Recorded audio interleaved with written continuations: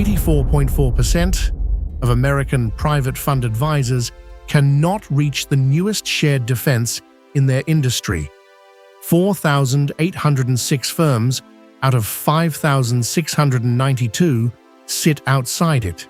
That is not a security failing, and it is not a budget problem, but a registration they do not hold. And until March of this year, that missing registration did not matter to a single person in the industry. On the 5th of August, attackers ran cloned voices at the help desks of Point72 and Citadel and Millennium and Two Sigma. The pretext was a credential reset, and generative audio has now collapsed the cost of sounding like a colleague who is in a hurry to almost nothing at all, which matters because the help desk is the one door that is designed to be opened by a stranger with a plausible story. The outcomes I can stand behind are thin, and I want to be precise about them. Point72 said an initial review found no client information taken. Two Sigma said its security team blocked the attempt. Citadel and Millennium declined to comment on the record. Nothing was reported lost at any of the four firms, and that absence is the useful part rather than the disappointing part. A near miss is the cheapest information a risk process ever gets, and it is thrown away almost every single time. Nobody lost money, so nobody writes it up, and the lesson evaporates. The interesting question here is not whether these particular calls happen to work against these particular help desks on that particular morning. The interesting question is who gets to hear that the calls happened at all. One sourcing caveat belongs up front because it shapes how much weight the opening deserves. The event itself traces to Bloomberg reporting on the 5th of August, and the firms confirmed only what I quoted a moment ago. I am not working from an incident report, and neither is anybody else writing about this. Everything after this scene comes from public filings instead. Take the prevailing view at its strongest, because it happens to be strong. Voice cloning has become cheap and convincing, and the human help desk is now the softest surface in an otherwise hardened institution. Every word of that is true, and I have no argument with any of it. And my argument is simply that the prevailing view describes the attack completely and describes the exposure not at all. So this film is not about whether a cloned voice can fool a help desk operator under time pressure. Assume that it can, and assume the industry is spending accordingly.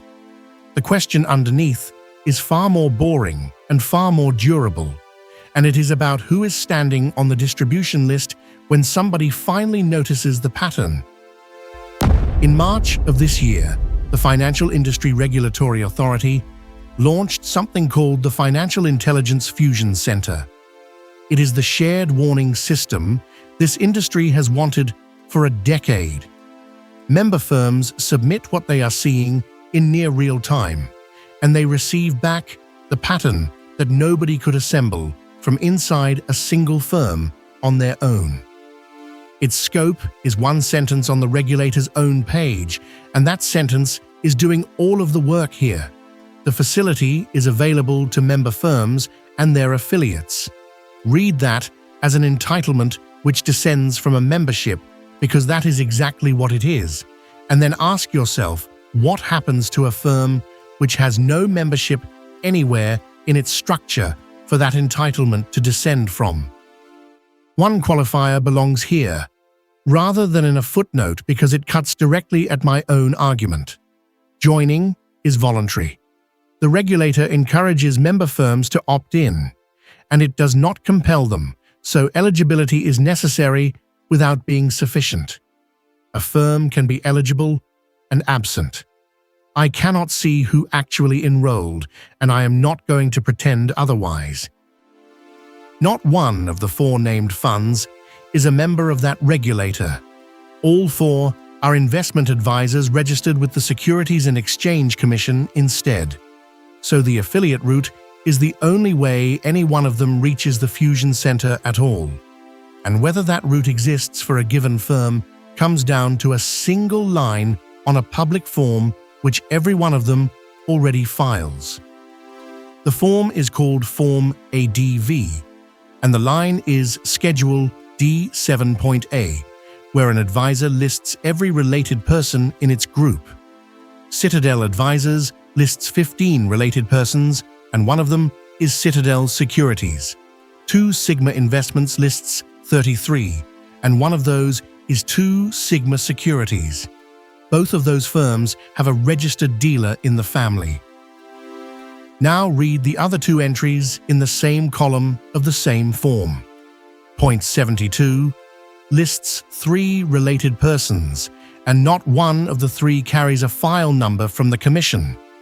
Millennium lists exactly one entity, and it is a funding vehicle rather than a dealer. Neither firm has a broker-dealer anywhere in its disclosed group. I did not expect the line to fall straight through the middle of the 4 names, but that is where it falls. $994.9 billion of regulatory assets sit on the side with no dealer disclosed anywhere in the group. The 2 firms with a dealer in the family sit on the other side of the same line. One number there needs an honest label attached to it before we go any further.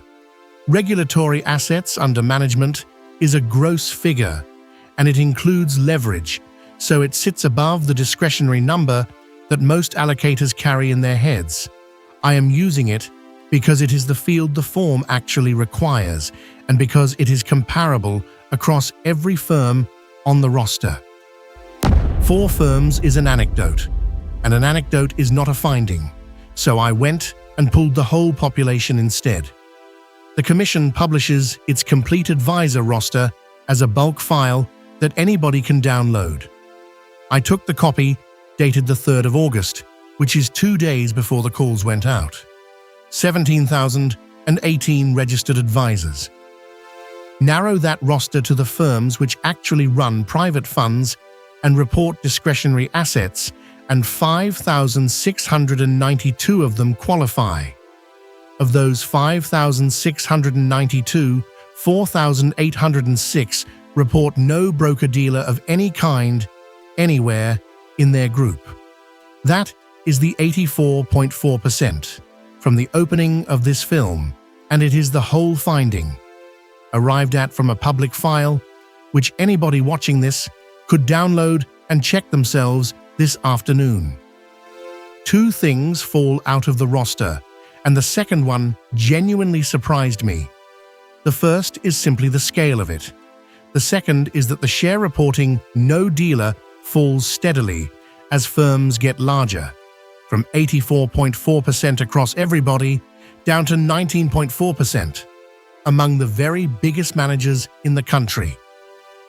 So this is not a story about large managers being uncovered, and I want to say that plainly rather than bury it. Most very large managers do run a dealer for execution reasons which have nothing whatever to do with cybersecurity, and the coverage they end up receiving from the regulator is therefore a side effect of that completely unrelated commercial choice, which is exactly what makes one name stand out from the roster. Sorted by discretionary assets under management, Millennium ranks 14th of every private fund advisor in the country. It is the largest single firm reporting no broker-dealer at all.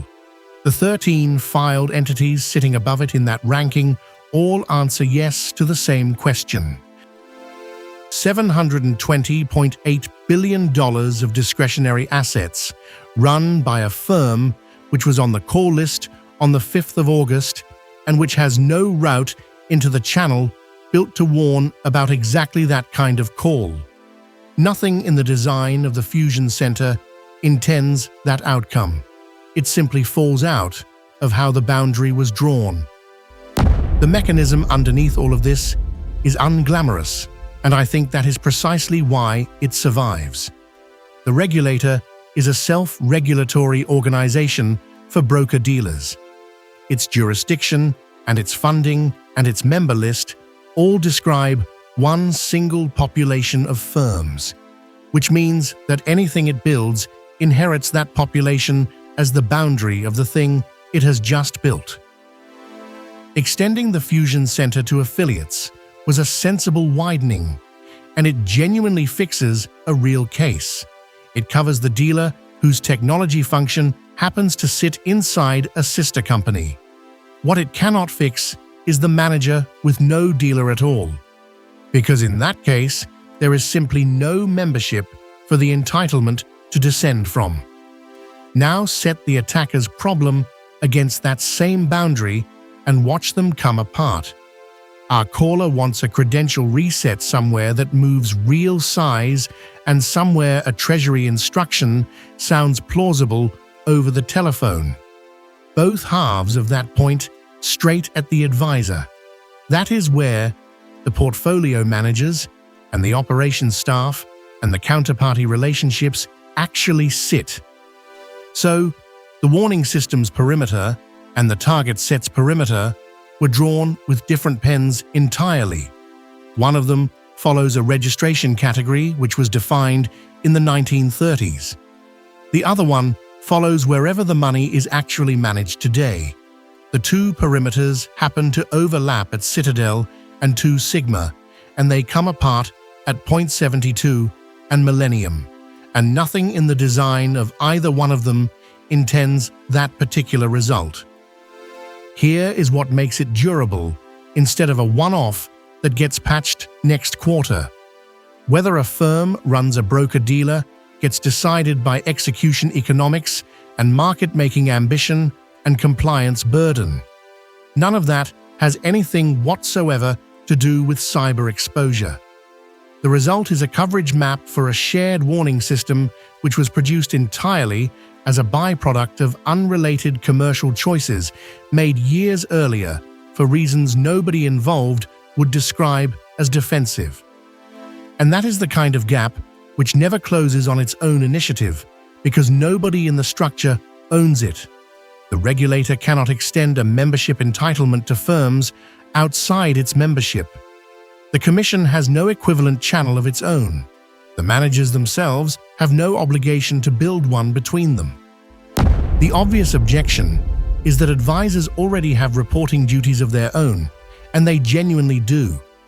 Amended Regulation SP was adopted last year, and it carries a real notification requirement with a real deadline attached to it.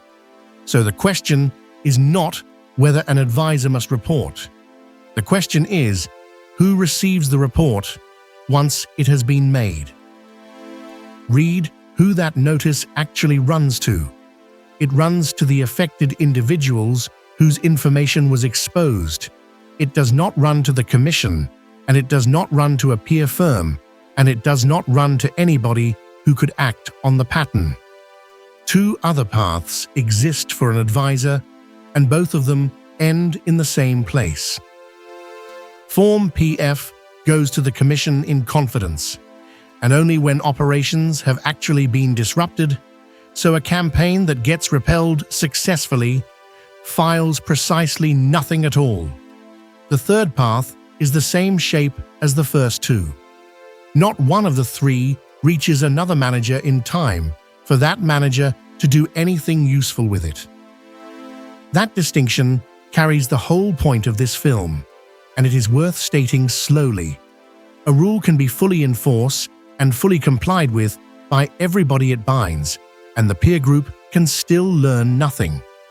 Compliance and warning are two entirely different products which happen to share a vocabulary, and this industry has built a great deal of the first one and almost none of the second. There is a second softening inside that same rule, and it lands on the layer where the exposure is genuinely shared. Ask where I would look for economies of scale if I were running a campaign against 4 competing managers at once, not inside the funds themselves, which run different technology stacks and different staff, but one level down. They sit in the fund administrators and the outsourced technology providers that several managers happen to use at the same time. One rehearsed pretext works across every client of a single administrator because the help desk and the ticketing flow and the reset procedure are all the same building for every one of them. Attack one vendor's process successfully and you are attacking its whole book of clients at the same time, which is the definition of a concentration, and is exactly where a defender would want a warning to arrive first. Regulation SP, as proposed, reached that layer with a contractual hook attached to it. Regulation SP, as adopted, does not reach it at all. In the Commission's own published words, the final amendments will no longer require a written contract with service providers, mandating that those providers take appropriate measures, and will instead require written policies and procedures to oversee and monitor and conduct due diligence. Read that swap slowly because it exchanges one kind of obligation for a completely different kind. A mandated contract term is enforceable against the vendor by the fund. A policy about oversight is enforceable against the fund by its own examiner. The first one binds the party that actually operates the help desk. The second one binds the party that does not. Put the 3 dates in a row, because the sequence is itself the argument. The advisor cybersecurity rule that would have carried central reporting was withdrawn on the 17th of June last year. The Fusion Center launched for member firms in March of this year. The calls went out in August. I do not read the withdrawal as a scandal, and 14 proposals went at once in a deregulatory sweep. A serious reader already has the counter-argument ready, and it is a genuinely good one. Millennium and Point 72 run security programs that most member firms could not afford to staff. They buy the same commercial threat intelligence. They sit on the same private calls with the same prime brokers. Why would a regulator's mailing list matter to a firm at that scale? Grant that capability argument whole and assume both firms are better defended than either dealer affiliate. It does not touch the claim. Capability is what you do with a warning once you have it. Entitlement is whether the warning arrives. A firm can be genuinely excellent at the first of those things, while being structurally absent from the second of them, and on the evidence of their own filings, that is precisely where these two firms sit. 3 confounds I cannot rule out, and they belong in the film rather than in a footnote nobody reads. The regulator has not published what it means by affiliate here, and may read the word broadly enough to admit a manager on a relationship my table cannot see. Schedule D 7.A is a photograph of the most recent filing, and I am treating it as one. And the third confound is the response I simply cannot see. Both firms may well have learned of the campaign inside the hour through a prime broker or a peer call or a vendor. Absence of a formal channel is not absence of information. What I have documented is a structural gap in guaranteed coverage and nothing more than that, because nobody has demonstrated an actual failure to be warned at either firm, and that includes me. 3 things would change my view, and all 3 of them are public and resolvable. If the regulator publishes an eligibility standard, admitting advisors on their own account, then the gap closes at the source. If either firm's next Form ADV amendment discloses a registered broker-dealer, then my table is wrong going forward. I will be watching the amendments in particular. Here is what I would actually do with this, and it costs nothing to run. Operational due diligence already asks managers to describe their cybersecurity program. Add 1 question underneath it. Ask which external warning channels the firm receives, name them, and ask what the firm does in the first hour when a peer is being called. Then run the same question one level down on the administrator. This is a diligence and disclosure edge rather than a trading signal, and it is worth saying that out loud. Every figure in this film comes from the filings listed here and from the article, which is linked below.